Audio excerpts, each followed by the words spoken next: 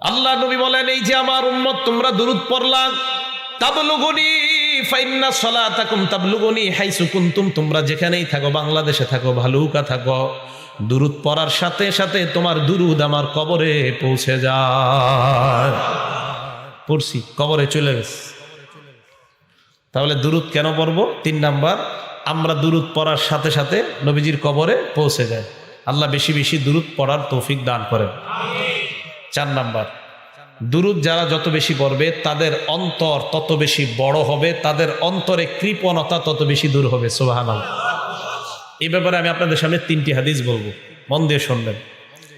1 number, তিরমিজি শরীফ কিতাবের নাম, হাদিস নাম্বার 3545, 3545 নাম্বার হাদিস তিরমিজি শরীফের।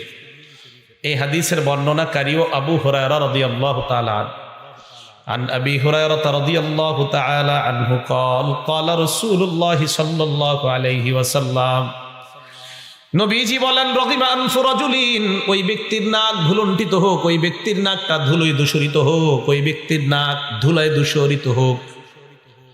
যুকিরতু ইনদাহু, যেই ব্যক্তির সামনে আমি নবীর নাম নেওয়া হয়, ফালাম ইউসাল্লি আলাইয়া, কিন্তু আমার উপর দুরূদ পড়ে না।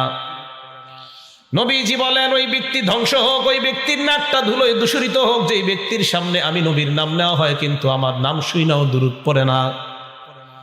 তাহলে কি বলল নবী? 1 নাম্বার, যেই ব্যক্তির সামনে আমার নাম নেওয়া হয় দুরূদ পড়ে না, ওই ব্যক্তি ধ্বংস হোক। বলেন নাউজুবিল্লাহ।